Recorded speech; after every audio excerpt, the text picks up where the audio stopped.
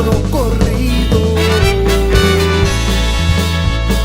Para muchos de nosotros es cuento desconocido, porque nos han ocultado todo lo que ha sucedido. Es historia verdadera, triste y atormentadora, de nuestra gente valiente a la que canto ahora, de la Mercedes Santa, Gertrudes de Mora. My name is Gilbert Quintana, and I am about to present some archival researched information regarding the deeds of Sir Saint Vrain and comparing him to my great-great-grandfather, Thomas Michael, also known as Tomás Miguel Grenet, from here in Mora. The two men have very similar backgrounds, as they were both born in the same state, Missouri, in 1802. They are Frenchmen by blood and ethnicity. The Frenchmen wound up here in Mora County, New Mexico, approximately around the same time. Both men were fur trappers who came to Mora in the 1820s. Grenet settled in the valley, marrying Maria de Jesus Montoya, a woman from Taos Pueblo, who is my great-great-grandmother. These people are my great-grandparents, and I am proud to say that they belong to my paternal side of my family. Saint Vrain went on to help start Bent's Fort, returning to Mora later with plans in mind. Some people with good intentions come to this valley, some did not.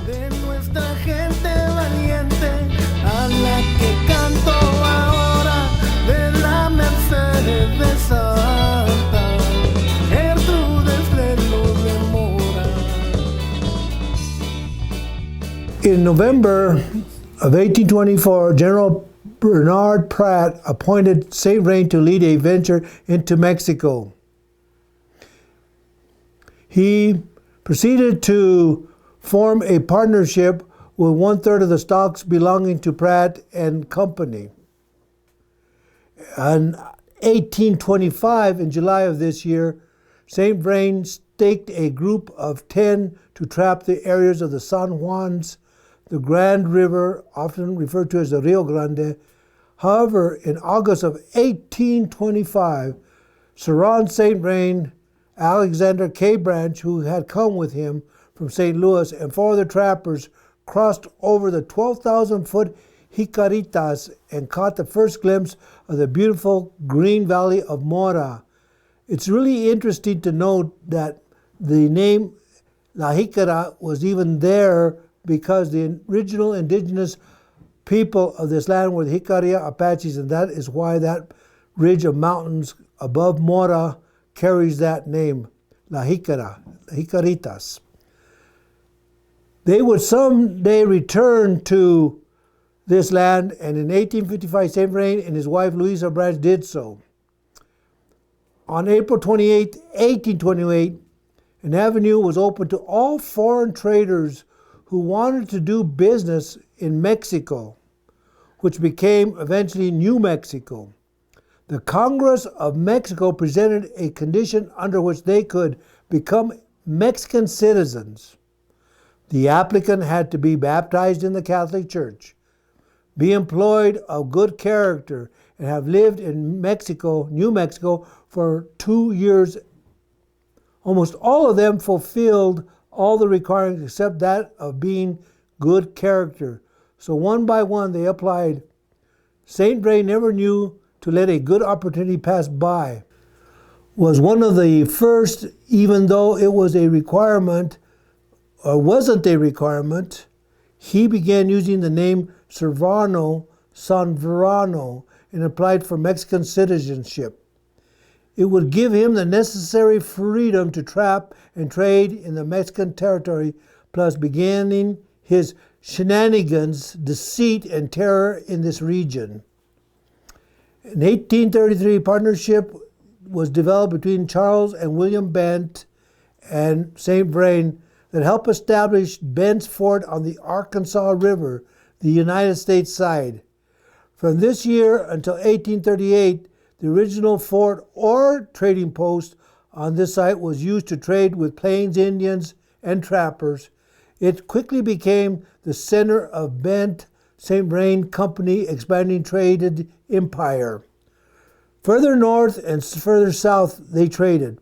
For much of its 16 years of history, the fort was the only major permanent white settlement on the Santa Fe Trail between Missouri and the Mexican settlements.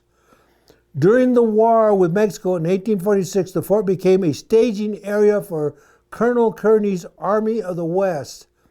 St. Vrain also served occasionally as the United States commercial agent in Santa Fe. As you can see, he played all sides to his benefit. Sounds much like a Central Intelligence agent of modern times.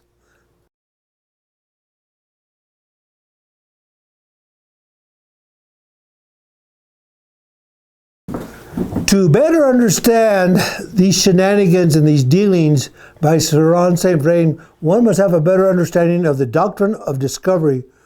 What is the Doctrine of Christian Discovery?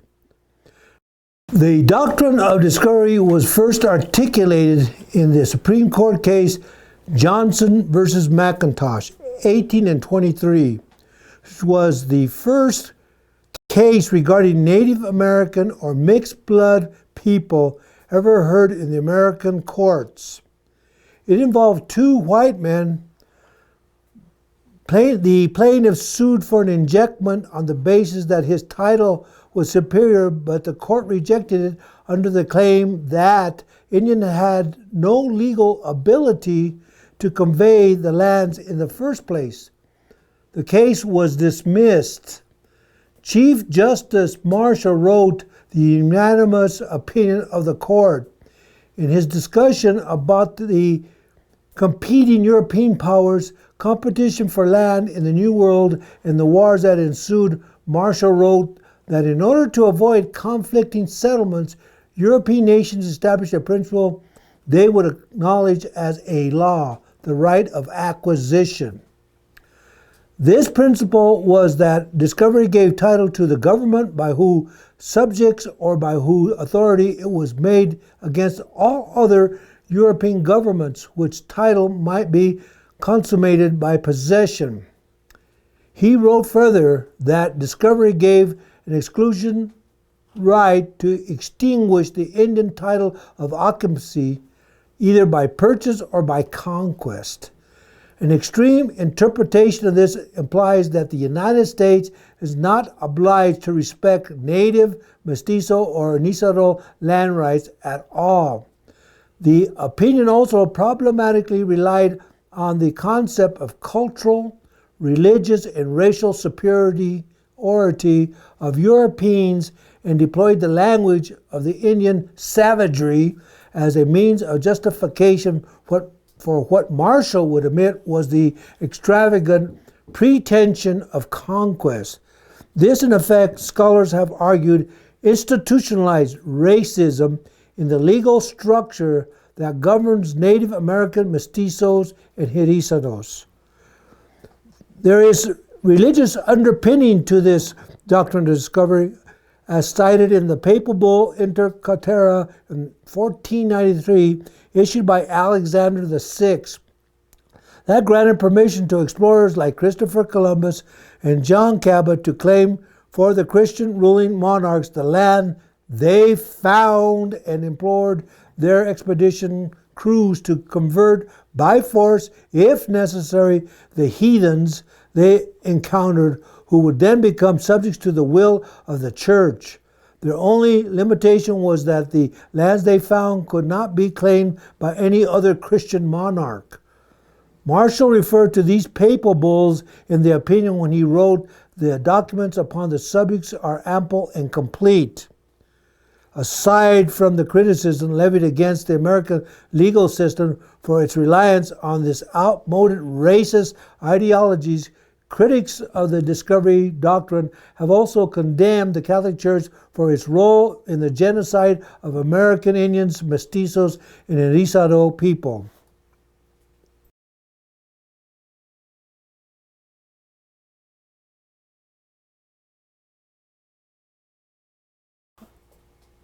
Once the largest post in the Southwest, Fort Union was established to control the Hickory Apaches, Utes, and many of the Pueblos and the so-called insurgents, the Mexicans, to protect the Santa Fe Trail and to serve as a supply depot for other New Mexico forts. The forts and its timber reserves were built on the original Mora land grant. The arrival of the railroad and the pacification of the region led to its abandonment in 1891. The St. Vrain mill, the mill was constructed around 1864, is one of the several built by Sir Ron St. Vrain. He had established military contracts to feed the soldiers and the captive Indians, mestizos, and Enizaros. St. Vrain was one of the region's most prominent merchants when he died in Mora in 1870. Let's elaborate a bit more about the Mora settlement, the Mexican independence, and the teepee rings found in this area. The struggles in this valley have been difficult, and we'll be talking about the Battle of Mora as it relates to the overall picture of where St. Vrain plays into the intrusion and the occupation and the destruction of this area. But we want to also talk about the teepee rings that are found around throughout the areas. Here in this valley, there were three areas that were really critical. One was at Black Lake. One was right here close to where we are discussing this topic today, here in Mora, right here in Cleveland, New Mexico. And a really big one that has been identified was by Fort Union. That one had large teepee rings and small teepee rings to indicate that these were the Hickory Apaches that were living here, and it was estimated by some experts to have housed at least 2,000 indigenous people, Hickory Apaches. The unique part about this part was that there was also intermarriage going on. There was intermarriage between the Hickory Apaches and the Pueblo Indian people. There was intermarriage occurring between people, newcomers coming in with good hearts with the native people, creating a new mix, and of course the intermarriage of the Mexicans with the Native American people that created a whole new group of subsets called Mestizo and Enizaros.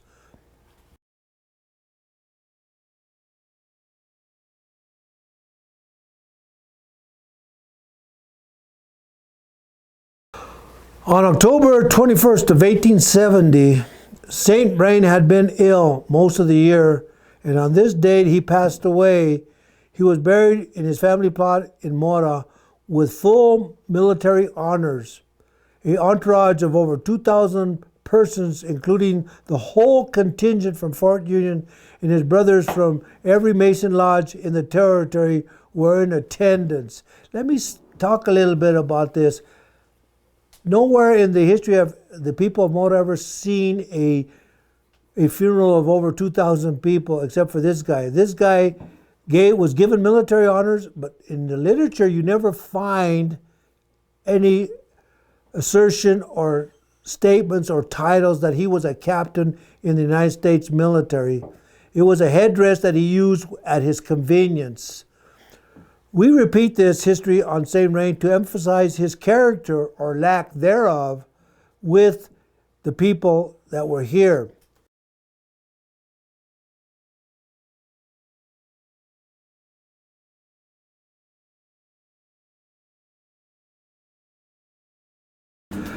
To get a better understanding of what was occurring with St. Vrain before his death, we got to go back once again to William and Charles Bent, along with St. Vrain, that built the original fort in 1833 to trade with the Plains Indian and trappers. Let's remember, this was up north. This was at Bent's Fort by La Junta, Colorado today. The adobe fort quickly became the center of the Bent St. Vrain Company. expanding trade empires that included Fort St. Vrain to the north and Fort Adobe to the south, along with company stores in Mexico at Taos and Santa Fe. The primary trade was the Southern Cheyenne, the Arapaho Indians, and the Apaches for buffalo robes. For much of his 16 years of life at this fort, the only major permanent white settlement on the Santa Fe Trail between Missouri and the Mexican settlement, this was critical for the existence of the expansion and the manifestation of the Doctrine of Discovery. The fort provided explorers, adventurers, and the U.S. Army a place to get needed supplies, wagon repairs, livestock, good food, water, and company rest, and protection in this vast, great American desert. During the war with Mexico in 1846, the fort became a staging area for Colonel Stephen Watts Kearny, Army of the West. Trust me, from this time of this fort, it housed military weapons to harm and kill the Mexican, Mestizo, Anisero, and Indian people of this land. It just did not start in 1846. In 1844, St. Vrain and Cornelio Vigil claimed title this year to over 4 million acres in the Las Animas land grant process in southern Colorado. I might want to interject again. Do you remember we talked about how St. Vrain became a nationalized Mexican citizen? Well, this is one of his tactics to gain control not only of Mexican land, but United States land. He was playing all sides of the picture. On May 10th of 1846, the United States declared war on Mexico. By 1847, deal after deal with corrupt intentions, killing of people, St. Vrain was one of the 3 representatives from Taos County to the Territorial Convention.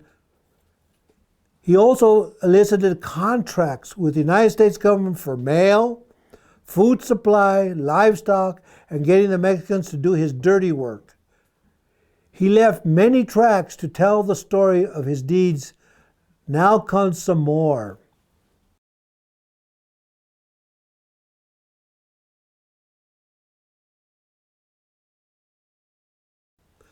Let us talk about Las Animas land grant. There's interesting articles referenced by J.J. Bowden that did a study on this Las Animas land grant. Cornelio Vigil and Ceron St. Vrain, two of the most prominent residents of Taos, petitioned the governor of New Mexico region, Manuel Armijo, on December 8, 1843, stating that what they desired.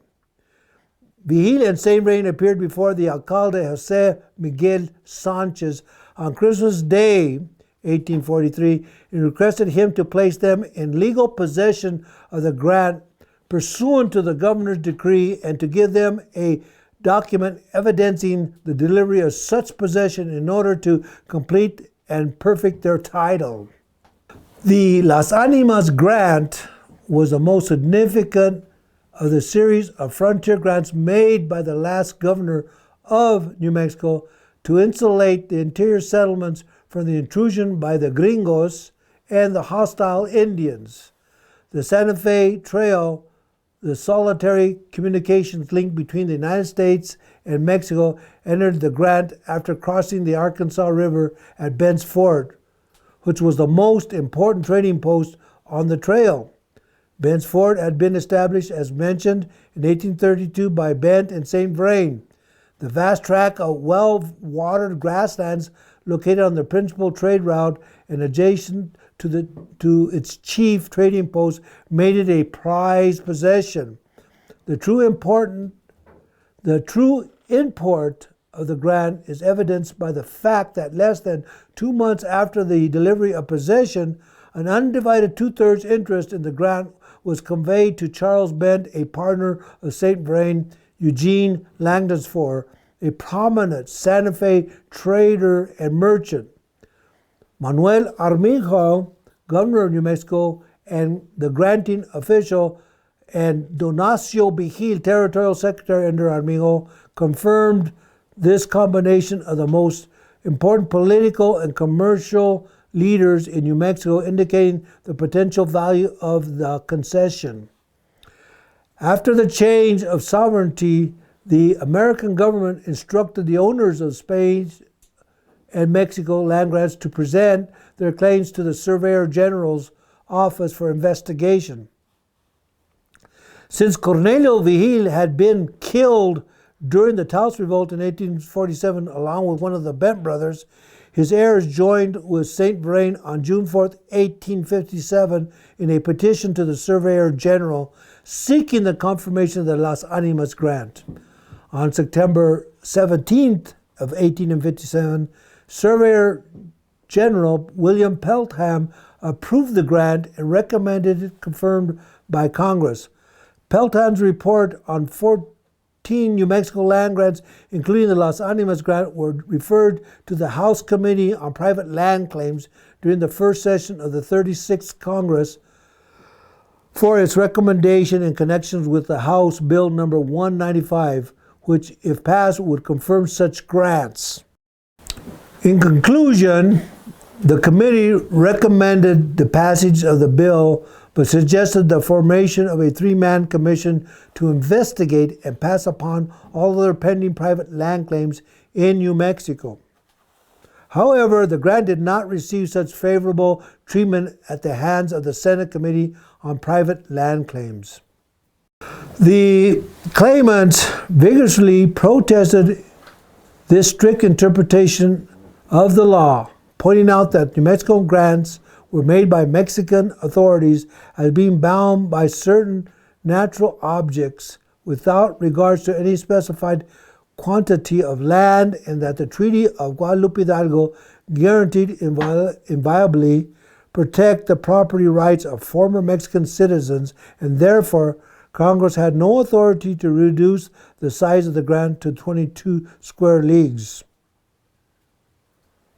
Congress confirmed the grant to the extent of 22 leagues by Act approved June 21st of 1860. However, it is so approving the grant, Congress failed to include either of the above agreements. They also filed a survey of the grant, which had been made by Thomas Means. This survey showed that the grant contained 922 square leagues, or 4.096 million acres. Unfortunately for the claimants of the grant, the outbreak of the Civil War put an end to further congressional consideration on the matter. On February 25th of 1869, Congress passed an amendatory act. However, for nearly a quarter of a century, their plea fell on deaf ears. One can only surmise the jubilation which the creation of the Court of Private Land Claims brought to the speculators who, for mere pittance, systematically had purchased the interest of the heirs of the original grantees to this 4 million acre claim.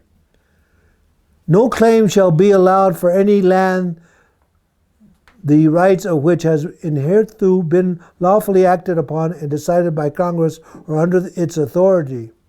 The courts issued a decision on October 5th, 1898, dismissing the case on the grounds that it lacked jurisdiction. The plaintiffs appealed to the United States Supreme Court, which on December 3rd of 1900 held that the Court of Private Land Claims was specifically organized by the Act of March 3rd, 1891, for the purpose of hearing and determining claims of a particular character specifically pointed out and described in the body of the Act. It has no jurisdiction than that granted by Congress, being confirmed entirely to the claims of the character mentioned in the Act. The history of the action of Congress in relationship to this claim shows that the rights of the claimants had been lawfully acted upon and decided by Congress prior to the passage of the Act of 1891. The Act of Congress in the Act of 1860 had, as therefore amended in 1869, was a final adjudication which granted 11 square leagues to each of the two claimants and refused to confirm the grant for any larger amount. The judgment of the court below was therefore right and must be affirmed. This culminated the grandiose scheme to secure one of the choicest tracts of land in the entire Southwest.